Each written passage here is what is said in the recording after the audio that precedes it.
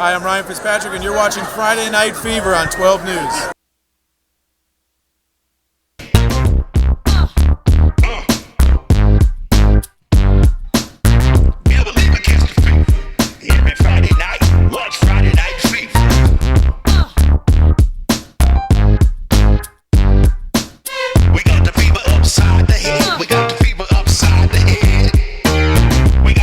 What's going on? You're watching Friday Night Fever, Arizona's #1 longest running high school football show. Cameron Cox, Lena Washington on your TV. Lena, we are in the thick of the playoffs, right? Yes, the playoffs are in full swing. The big schools got kicked off last week, but now it's time for the Open Division to get things popping. This is what everybody's been waiting on. Here we go. We start with the Open Division. #1 Liberty hosting #8 Hamilton. Lions scored first. Navi Bruzon. Look, he decides just to do it himself, Lena. Come on. Yeah. In for the score. 7-0 Lions. When they wear those black jerseys, you know just something is going to pop off. Then a little bit later, Bruzon to Braylon Gardner. This kid, all Fever team worthy right there. Easy touchdown. Liberty advances with a big 39-27 win over Hamilton. All right, and of course, the #2 seeded in this one are the Basha Bears. They are taking on ALA Queen Creek. That's where we find our very own Luke Liddon with more. Hey, Luke. Hey guys, well I know this was not the only local high school game that came down to the wire, but my immediate thought when it comes to this matchup between ALA Queen Creek and Basha, welcome to the playoffs. Let's roll the tape.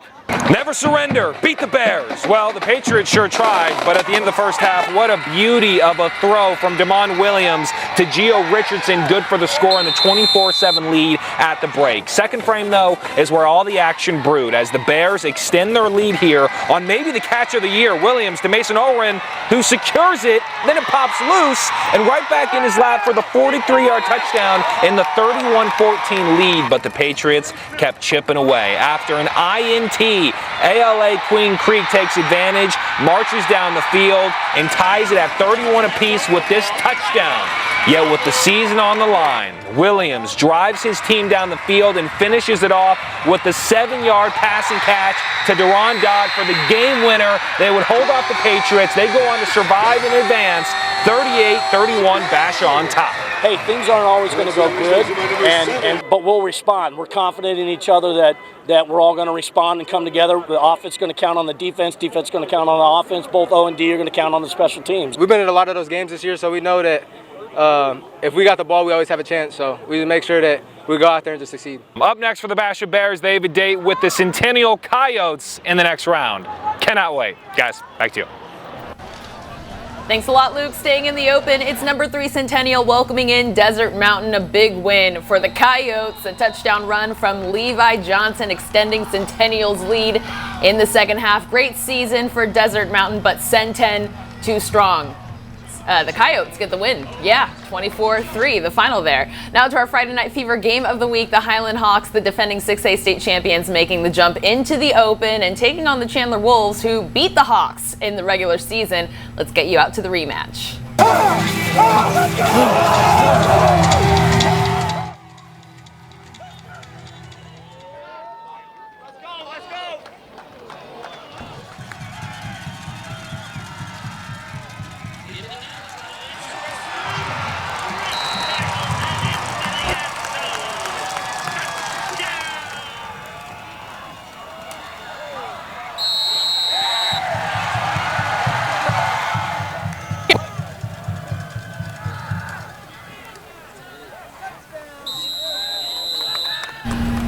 All right, we're having some technical issues on our end, but you can see the Chandler Wolves jumped out to an early lead, taking a 14-7 lead in this one, but then it was all Hawks after that. That is Hudson Schambach knocking in all 4 field goals. He was perfect with the extra point, perfect when the game was on the line. The Hawks take the lead in the fourth quarter, and then you see the Chandler Wolves have a chance to win it here in the final moments, Cam, but Blake Heffron is sacked. Yeah, that's how it ends. And let's get to the post-game huddle with the Hawks after a 19-14 win. We're here with head coach Brock Farrell. Coach, even your big guy behind you noted that I'm 5 for 5 in being at your games. You're invited back. I bet I am. What does this team have to look forward to in the semis next week? Well, we'll see who we're playing, but whoever it is, it's going to be great. All I know is when Highland plays, it's physical, it's all 4 quarters, and you got to be in it until the end. So whoever it is, buckle up because we're going to be ready. How good did this feel to not only perform in the Open, but to beat this team on the road after what happened just a few weeks ago? I can't even explain the feeling, honestly. To lose to them the first week that we played them, I mean, we should have won that game. Everybody knows we should have won that game. Just to come back out here with a well-planned game plan. Everybody's ready. Everybody wanted this game. This is what everybody wanted the first round, and we got it, and we executed. So now it's on to the next round. Since I've been at Highland, I've never doubted my defense, and I never will. I never will. I never will. This is one of the key players on defense, Cody. I mean, you're a player on both sides of the ball, but how good did this feel to go on the road and beat this team in your first Open game? I mean, we're a bunch of kids from Gilbert. All they got is a bunch of D1 players. We got maybe 2. I mean, oh, this is amazing. Freshman year, we lost some. I told myself we're going to get them once in my career, and we did tonight. Oh, it's amazing. What's your message to your guys looking ahead to next week to keep this thing rolling to Mountain America Stadium? We're not finished. Keep believing. Keep believing. That's been our motto all year. Believe in what we can do and believe in what our coaches tell us to do. That's what we do. Just execute now.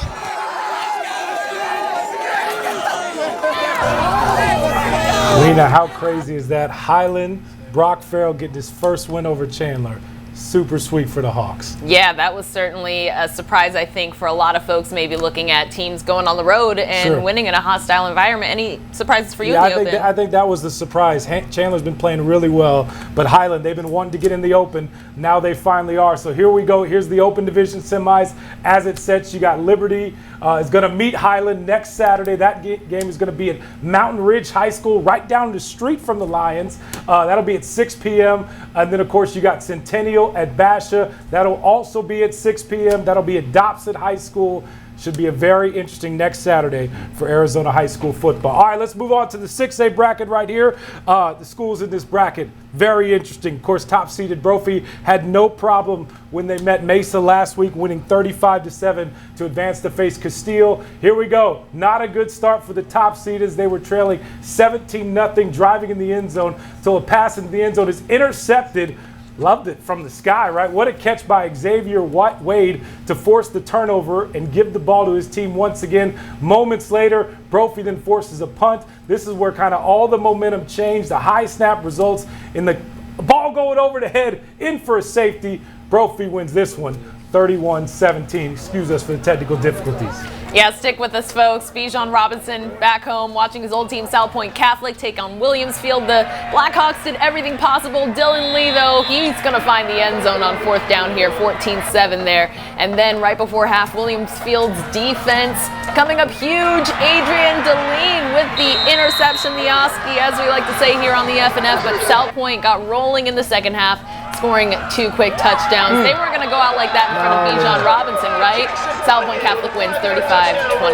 Elsewhere in the 6A playoffs, Saguaro blew past Queen Creek 59-13 to earn a date with Perry, who squeaked by Mountain Point. The Pumas and the SaberCats had the Claws coming out and looking sharp tonight as they face off early 4th quarter. And number 2, Colton Coleman taking the screen to the house. Perry makes it a 1-score game, 21-16, but the SaberCats and Jacob Brown says 2 can play that game. He puts the team on his back, 22 with the tutty. Saguaro punching it in again for what would be the eventual go-ahead touchdown, even though Perry fought hard the entire game. Great debut for head coach Zach Hill. The Saguaro SaberCats are moving on, 42-32, the final over the Pumas. All right, Pinnacle hosting Red Mountain, late 4th quarter.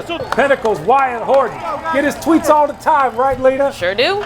Keenan Johnson, look at that, gives the Pioneers a 21-14 lead, but the Mountain Lions, they are always here at this time of the year. They never quit, the grit whatsoever. It's unbelievable. Simon Lopez, Bobby Wagner, look at that, touchdown, ties at 21, OT. Pinnacle, the ball first, Cooper King kicks the field goal. Red Mountain answers right back.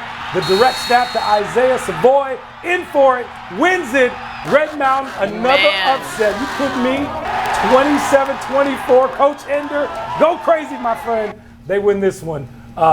Unbelievable. Another upset, right, Lena? Yeah, Coach Enders has these guys rolling right now. Red Mountain, red hot right now. The semifinals are set up in 6A. We are down from 8 teams to just the final 4. Here's a look at the updated bracket. The underdog story continues for Red Mountain. They've got a different mountain to climb coming up. Top-seeded Brophy coming up next. In the other semi, Salad Point Catholic welcoming in Saguaro. Kickoff is set for 7 o'clock.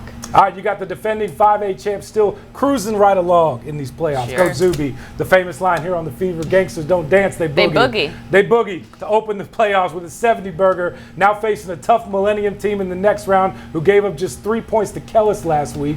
Higley, all about that offense, right? Gunnar Fragrell, this man can throw the rock, the touchdown pass right here. Jaden Taylor into the end zone, caught, throw, great catch, unbelievable. Knights up 15-7. Then the finisher closes the door. Daxton Hall in for the touchdown. Higley moving on the winner. 43-23 the final. Out on the west side, Desert Edge hosting Notre Dame Prep. Scorpions not messing around. Hezekiah Melender. He takes a hit here, but he delivers the touchdown pass to Kezion Dia-Johnson. Yeah. And yeah, it's out of frame because he was just wide open. Yeah, he's going to be out there a little bit later. Scorpions backed up. Markai McKinnon takes it to the house, 70-yard touchdown, and the fans go crazy. Come on, Mom and Dad. Oh, you can't blame them. That's true. Throw your hands up in the air. Desert Edge is going on. Scorpions win big at 45-14 the final. All right, Horizon hit nearly an 80-burger in their opening playoff round, but they're facing a very tough ALA Gilbert North team. This was going to be a good one. Listen up. What kind of night is it? Great night be LAS! What kind of night? Great night be LAS! Hey, thanks, Coach Linton. Appreciate it for the pregame talks. Got me hyped. Horizon hosts the ALA Gilbert North Eagles. Score first. Connor White, Titan Slade. Kidding me? In for the early score, but Horizon's going to answer right back. You got Zach Jones, Adam Wagner. Gone end zone. Look at that. Horizon goes on to win this one. Close one. 35-28 the final. Apollo hosting Campo Verde. What a season for CV, but all Apollo from the start. Adam Muhammad, 14-yard touchdown. He scored a bunch tonight as he's done all season long. Even faked out our cameraman, our photographer for a little bit. The touchdown run by Andrew Mask. Apollo wins 49-24 the final.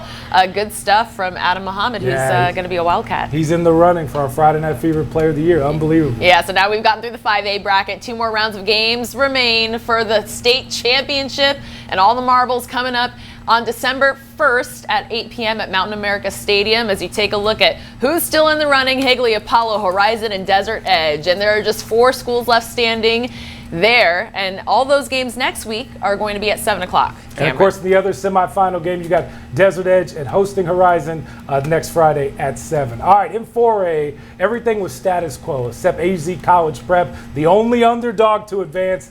And boy, they kept it very close tonight against CDO down in Tucson. One of the games of the night, Lena. Coach Blue, you know, he's always got his Knights ready to roll. Oh, yeah. Driving the touchdown pass here. Austin Senlove, you kidding me? ACP and CDO on the ropes. Then a little bit later, another touchdown. Look at this diving catch. Thomas O'Hara. Lay out for Celebrate, it then. folks. This game went into quadruple overtime. What? CDO pulls it off late, though. 33-27 the final. Great season for AZP. Hey, how about the season for Arcadia? The Thunderbirds visiting, and you know how it's going to do. The game goes into overtime, and that is the kick for the win. Arcadia stays perfect, and they win in overtime. 31-28 the final. The teams storm the field. Fans on the Look at field. this. How much is it going to be, Cam? That'll be $5, Coach. $10 tonight. $5, yes. The undefeated season continues Yeah. for Arcadia. It's going to be exciting for Ray Brown and his guys next Yeah, week. Ray Brown's got to be the favorite right now to win Coach of the Year. Just an unreal job. Let's hear some reaction from Coach. Man, I love these guys. We got something special over here. God has blessed this place, what we're doing, man, and we're just in agreement with what we're doing, man. That's all. Yeah. Former ASU lineman Nick Kelly I know. taking our jobs, Cam. Yeah, it'll be hard to top that one. Arcadia is going to advance to face Yuma Catholic on the road next Friday. And the winner of that game will get to meet up with Micah Mountain or CDO, who will host that game at 7 o'clock. Yeah, all right, coming up on Friday Night Fever, we still got to get to some 3A and 2A games that'll take place tomorrow. We'll be right back.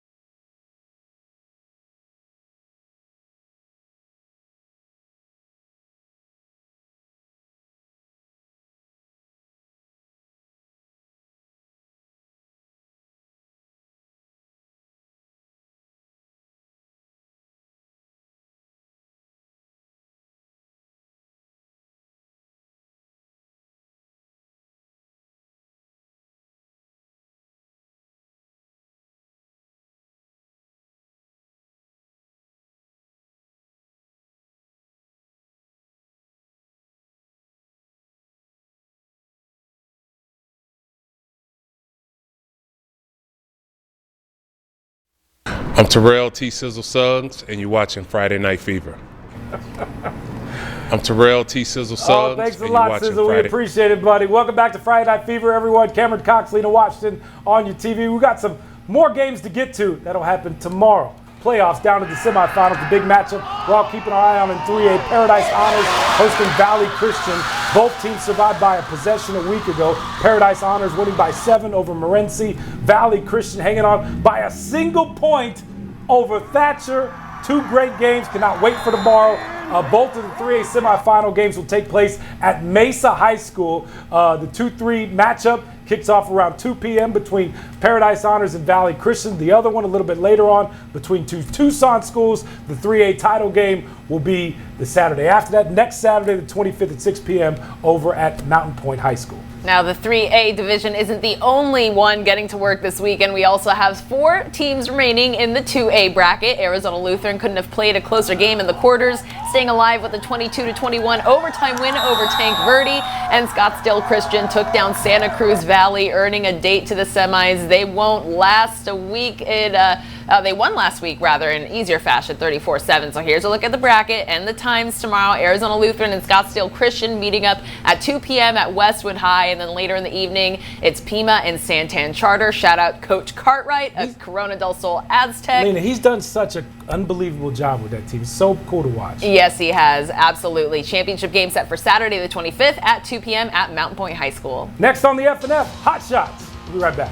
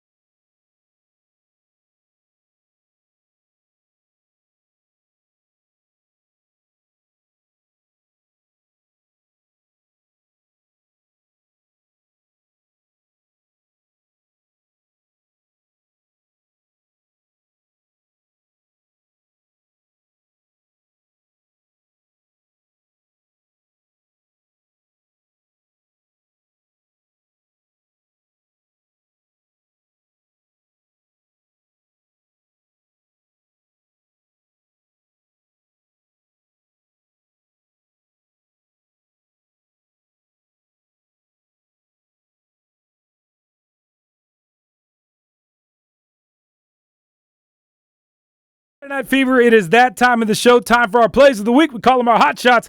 Play number 1, this one from Castile. The passes into the end zone, and it's intercepted. What a catch by Xavier Wade to force the turnover, give his team the ball back once again. Great awareness, too, to just stay in bounds. Unfortunately, it wasn't enough. Brophy beats the Colts 31-17. Hot shot number 2, let's head out to Saguaro. They're on their own end of the field. Not a problem when you got this guy back there, Jacob Brown. One of the fastest dudes on the field every Friday night, taking it all the way to the house. Saguaro, big win to move on to the 6A semis. They beat Perry 42-32. And last but certainly not least, play number 3, this one from Basha, Damon Williams Jr. in the running for our Friday Night Fever Offensive Player of the Year award.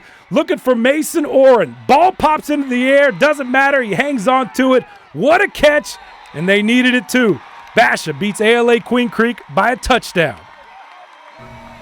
Ooh, those are some top your nominees. Go vote right now at for your top play or hot shot. 12news.com/fever on the 12 News app as well. Voting goes until next Friday morning at 10 in the morning. The winner will be revealed right here on the Fever next week. But here's our winner from last week as we take a look at who got 58% of the votes. Braden Green from the Castile Colts, 95-yard touchdown run, the difference maker in a 38-35 win over O'Connor. We'll be right back.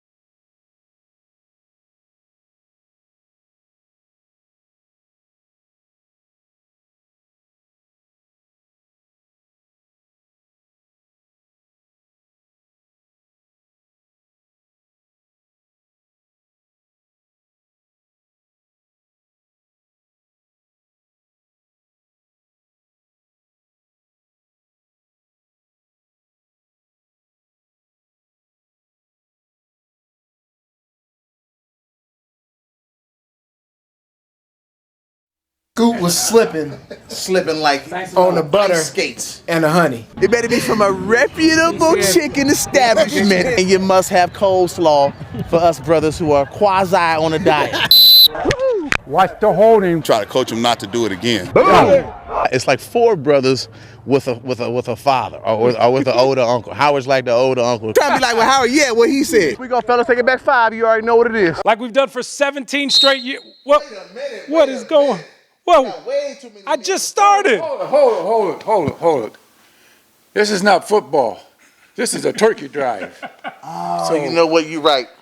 Yeah. I didn't look at my pregame. Yeah. George, come on, man. Yeah. Come on. My fault. We're gonna wave this off. We're gonna wave it off. We're gonna wave off the flag. All right, we're good. As we do each and every year here on Friday Night Fever, our favorite referee crew is here to help us kick off Turkey Tuesday. Howard, the retired captain of this crew. Howard, you've been doing for 17 years. How does it feel to be back for one more? Good, I think.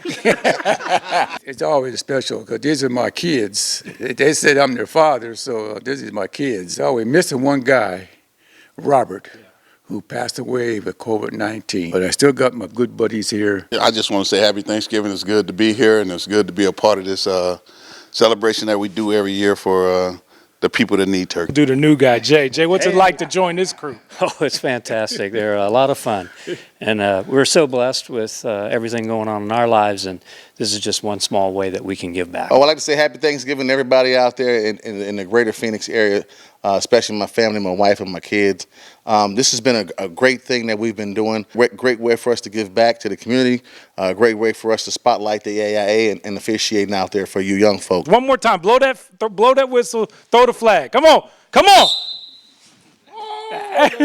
Happy Thanksgiving, everyone. Good stuff, Cam. You can join us in Celebrating Turkey Tuesday by texting 602-500-0201 or donating at any Bashes, AJ's, or Food City. Go to 12news.com/Turkey Tuesday to get involved. You see George with the hands? Yeah, of course. He's got some hands. Thank you so much for watching Friday Night Fever, everyone. Good night. God bless.